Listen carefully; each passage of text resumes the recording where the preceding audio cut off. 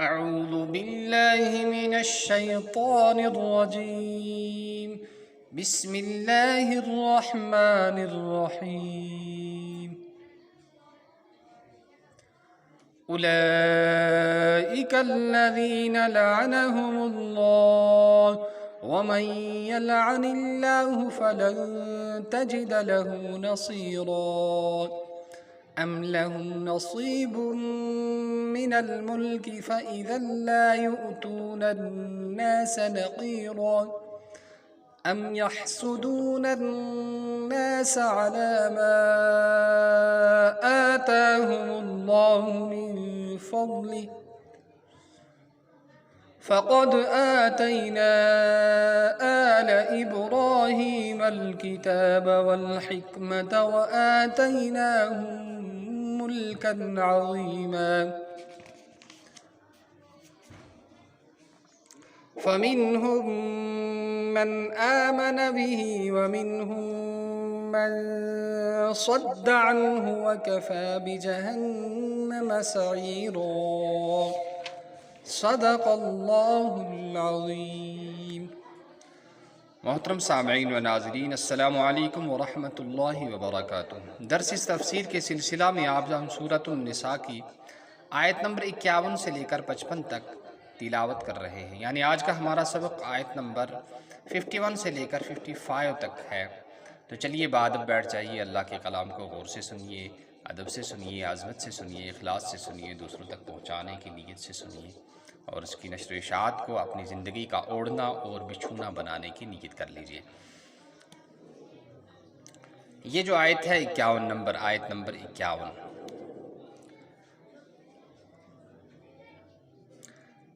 آیت نمبر 52 سے لے کر آیت نمبر 55 تک ہے ہمارا سبق. یعنی آیت نمبر 52 سے لے کر 55 تک ہے. تو یہ دیکھیے، اس کا جو پہلے مفہوم ہم سمجھ لیتے ہیں. یعنی کہ جیسے کہ پہلے آیتوں میں گزرا ہے کہ یہود نے آ کر مشرکین کی ہاں میں ہاں ملا لیا، اور جو انہوں نے ان سے سوال کیا کہ ہم بہتر ہیں یا بہتر ہیں، اور اپنی جو خدمات تھی وہ ساری کی ساری پیش کر دی ان کے سامنے. تو یہود نے ان سے کہا کہ نہیں، تم بہتر ہو، مسلمان ٹھیک نہیں ہیں، وہ غلط تھے. تو دین الہی کو رکھتے ہوئے، دین توحید کو رکھتے ہوئے، انبیاء کے آئین سے آشنا ہوتے ہوئے اور انبیاء کی شریعت کو جانتے ہوئے، پھر جو ہے اس قسم کی بات کہنا کہ توحید کی مخالفت کرنا اور مشرکین کا ساتھ دینا، تو یہ ان کا وہ اقدام تھا اور وہ بات تھی جس کی وجہ سے وہ لعنت کے مستحق ہوئے. اس قسم کا جو شخص ہے، اس کے علاوہ اور کس کے بارے میں لعنت کا حق ہو سکتا ہے؟ ظاہر سی بات ہے کہ انہوں نے جان بوجھ کر نبی پاک صلی اللہ تعالی وسلم کے حسد میں ایسا کہا، لہٰذا ان کا ملعون ہونا اور لعنت کا مستحق ہونا وہ بالکل ٹھیک اور صحیح بات ہے. اب دوسرا آگے چلیے.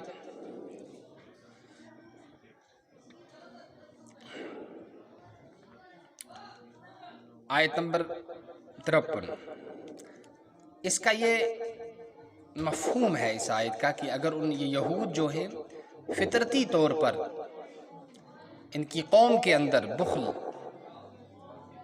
پایا جاتا ہے، فطرتی طور پر یہ ایک بخیل قوم ہے، لہذا جو بخیل ہو، بخیل کبھی دوسرے کو دینے کے لیے تیار نہیں ہوتا.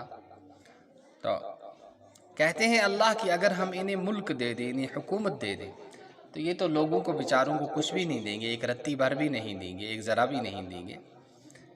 تو اس لیے اللہ تعالیٰ نے ان سے سب کچھ سلب کر لیا، نہ انہیں حکومت دی اور نہ انہیں نبوت دی.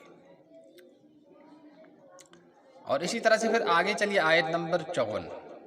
یہ آل ابراہیم جو ہے، یہ دو شاخیں ہیں اس کی، ایک اسرائیلی اور دوسرے اسماعیلی. تو یہود کو یہ تھا، حسد اس وجہ سے تھا کہ تمام انبیاء جو آئے ہیں وہ قوم بنی اسرائیل سے آئے ہیں، اور اسماعیلی خاندان سے محمد الرسول اللہ صلی اللہ تعالیٰ علیہ وسلم کیوں آئے؟ یہ ان کے حسد کی وجہ تھی. اللہ نے فرمایا کہ آپ حسد کیوں کر رہے ہو؟ اللہ نے صرف اسرائیلیوں ہی کو اپنا فضل دینے کا وعدہ نہیں کرایا تھا، بلکہ اسرائیل اور اسماعیل ابراہیم علیہ السلام کی آل کے دونوں شاخوں سے اللہ نے وعدہ فرمایا ہے۔ اب جب اللہ نے دے دیا تو آپ کیوں جل رہے ہو؟ آپ کو کیوں جلن ہو رہی ہے؟ ایسا آپ کو نہیں کرنا چاہیے۔ تو پھر فرمایا ان میں سے کچھ تو وہ تھے جو ایمان لے آئے، یعنی ان میں سے بنی اسرائیل میں سے وہ بہت سارے تھے جو ایمان لے آئے جناب محمد رسول اللہ صلی اللہ علیہ وسلم، اور کچھ وہ جو رکے رہے تو ان کے بارے میں فرمایا کیا ہے، بس دہکتی ہوئی آگ ان کا انتظار کر رہی ہے، جیسے آئیں گے تو آگ میں پڑ جائیں گے، وہیں جلتے رہیں گے، کبھی وہاں سے چھوٹیں گے نہیں۔ تو چلیے اب ہم اس کا لفظی ترجمہ سن لیتے ہیں۔ اولئک وہی لوگ ہیں، اولئک وہی لوگ ہیں، الذین وہ لوگ، لعنہم اللہ لعنت کی اللہ نے ان پر، ومن اور وہ شخص، یلعن اللہ جس پر اللہ لعنت کر دے، فلن تجد لہ نصیرا تو آپ اس کے لیے کسی کو مددگار نہیں پائیں گے۔ مشرکین نے اپنے عقیدے کے مطابق اللہ کے بہت سارے شریک گھڑ لیے تھے، اور وہ یہ سمجھتے تھے کہ یہ ہماری مدد کریں گے، حمایتی ہوں گے اللہ سے، اللہ کے عذاب سے بچانے کے لیے۔